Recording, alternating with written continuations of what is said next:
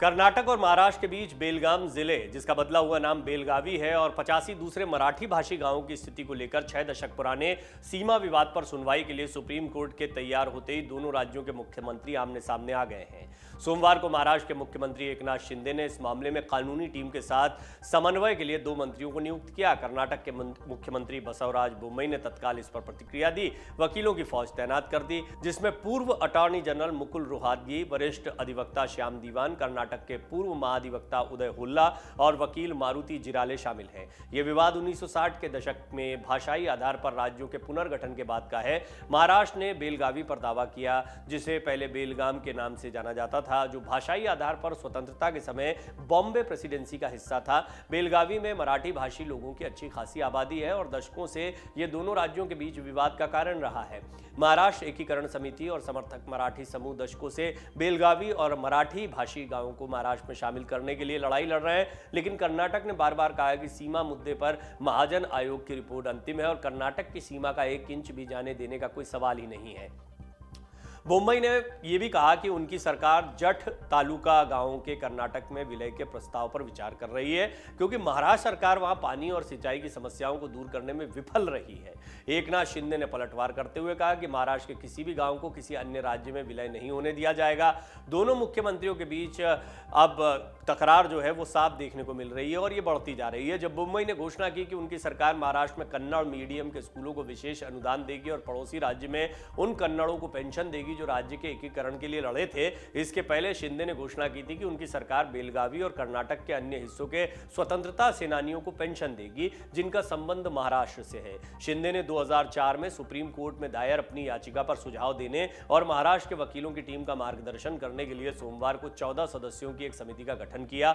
उन्होंने कानूनी टीम की निगरानी के लिए अपने 2 कैबिनेट सहयोगियों को भी तैनात किया। दूसरी ओर बोम्मई ने जोर देकर कहा कि कर्नाटक महाराष्ट्र सरकार द्वारा दायर याचिका की मेंटेनेबिलिटी को चुनौती देने के लिए तैयार है। उन्होंने दावा किया कि 1956 का राज्य पुनर्गठन अधिनियम संविधान के अनुच्छेद 3 के तहत पारित किया गया था और राज्यों के पुनर्गठन के बाद किसी भी समीक्षा याचिका पर कभी विचार नहीं किया गया। उन्होंने यह भी कहा कि सीमा विवाद महाराष्ट्र में सभी दलों द्वारा इस्तेमाल किया जाने वाला एक राजनीतिक उपकरण है, लेकिन वो कभी सफल नहीं होंगे। नरेंद्र मोदी सरकार ने दोनों मुख्यमंत्रियों के बीच तकरार पर सोची समझी चुप्पी साध रखी है। दोनों ही जगह बीजेपी की सरकार या बीजेपी समर्थित सरकार है। विवाद की अत्यधिक भावनात्मक प्रकृति को देखते हुए केंद्र किसी का पक्ष नहीं लेना चाहता है। बीजेपी कर्नाटक में शासन करती है और महाराष्ट्र में शिवसेना शिंदे गुट के साथ गठबंधन में सहयोगी है। इसके अलावा कर्नाटक में अगले साल मई में विधानसभा चुनाव होने हैं। शिवसेना 1960 के दशक से महाराष्ट्र में बेलगाम जिले और 85 अन्य मराठी भाषी गांवों के विलय के लिए लड़ रही है। अगर बीजेपी कर्नाटक सरकार का पक्ष लेती नजर आती है तो उसका महाराष्ट्र में शिवसेना के साथ संबंधों पर प्रतिकूल प्रभाव पड़ेगा। शिंदे ने इस हफ्ते कहा था, स्वर्गीय बाला साहब ठाकरे हमेशा बेलगाम को महाराष्ट्र का हिस्सा बनाने की मांग के समर्थक रहे। हमने इस मुद्दे को हल करने पर अपना ध्यान केंद्रित किया है। यदि जरूरी हुआ तो वकीलों की संख्या बढ़ाई जाएगी। महाराष्ट्र के मुख्यमंत्री ने विवाद को हल करने के लिए केंद्र के हस्तक्षेप की मांग करते हुए कहा, हम जल्द ही इस मुद्दे को लेकर प्रधानमंत्री नरेंद्र मोदी और गृह मंत्री अमित शाह से भी मिलेंगे। केंद्र सर्वसम्मति से विवाद को सुलझाने में रचनात्मक भूमिका निभा रहा है। हालांकि कर्नाटक के मुख्यमंत्री ने शिंदे को दोनों राज्यों के बीच विवाद पैदा करने के प्रति आगाह किया है। बोम्मई ने कहा, मैं महाराष्ट्र के मुख्यमंत्री और उनकी सरकार से कहना चाहता हूं कि सौहार्दपूर्ण संबंध के बीच राज्यों में विवाद पैदा न करें। हालांकि इस सीमा विवाद का एक सामंजस्यपूर्ण समाधान निकलने की संभावना कम है। कर्नाटक बेलगावी को बेंगलुरु के बाद दूसरा पावर सेंटर बनाने की कोशिश में है। राज्य सरकार ने इस शहर में सुवर्ण विधान सौधा का निर्माण किया और 2012 से वहां राज्य विधानसभा के शीतकालीन सत्र आयोजित किए हैं। इसलिए मुंबई सरकार का काफी कुछ राजनीतिक दांव पर लगा हुआ है और वो चाहती है कि विवादित जिले और आसपास के गांवों पर महाराष्ट्र का दावा सर्वोच्च न्यायालय द्वारा खारिज कर दिया जाए। कर्नाटक के दावे के खिलाफ अदालती फैसला विधानसभा चुनाव में बीजेपी को महंगा भी पड़ सकता है, क्योंकि विपक्ष के लिए मतदाताओं की भावनाओं को भड़काने के लिए ये एक शक्तिशाली मुद्दा होगा। महाराष्ट्र ने कर्नाटक के साथ अपनी सीमा के साथ 7000 वर्ग किलोमीटर से अधिक क्षेत्र पर दावा कर रखा है। इसमें बेलगावी यानी बेलगाम, उत्तर कन्नड़, बीदर और गुलबर्गा जिलों के 814 गांव और बेलागवी, कारवार और निप्पानी के इलाके शामिल हैं। ये सभी क्षेत्र मुख्य रूप से मराठी भाषी हैं। महाराष्ट्र चाहता है कि उनके राज्य में विलय हो जाए। 1948 में बेलगाम नगर पालिका ने अनुरोध किया कि मराठी भाषी आबादी वाले इस जिले को प्रस्तावित महाराष्ट्र राज्य में शामिल किया जाए।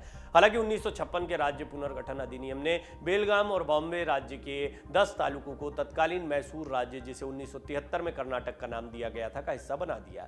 सीमाओं का सीमांकन करते समय राज्य पुनर्गठन आयोग ने 50% से अधिक कन्नड़ भाषी आबादी वाले तालुकों को मैसूर में शामिल करने का प्रावधान किया, लेकिन इस क्षेत्र को मैसूर में शामिल किए जाने के विरोधियों का कहना है कि 1956 में मराठी बोलने वालों की संख्या कन्नड़ बोलने वालों से अधिक थी। सीमा विवाद को देखते हुए अक्टूबर 1966 में भारत सरकार ने महाजन आयोग का गठन किया। भारत के पूर्व मुख्य न्यायाधीश मेयर चंद महाजन के नेतृत्व में आयोग ने अगस्त 1967 में अपनी रिपोर्ट प्रस्तुत की। इसने सिफारिश की कि 264 गांवों को महाराष्ट्र में शामिल कर दिया जाना चाहिए और बेलगाम और 247 गांवों को कर्नाटक के पास रहना चाहिए। हालांकि महाराष्ट्र ने इसे पक्षपाती और अतार्किक बताते हुए रिपोर्ट को खारिज कर दिया, जबकि कर्नाटक ने इसका स्वागत किया। कर्नाटक की मांग के बावजूद केंद्र ने रिपोर्ट की सिफारिशों को कभी लागू नहीं किया।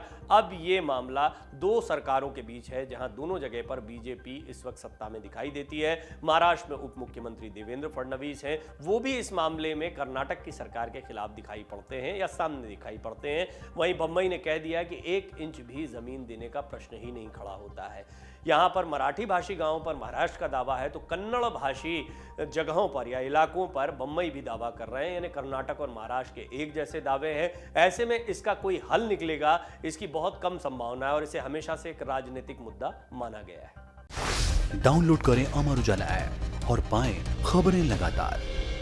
अगर आप ये वीडियो YouTube पर देख रहे हैं तो हमारे चैनल को सब्सक्राइब करें और बेल आइकन को दबाना ना भूलें। अगर आप Facebook पर यह वीडियो देख रहे हैं तो हमारे पेज को लाइक करें।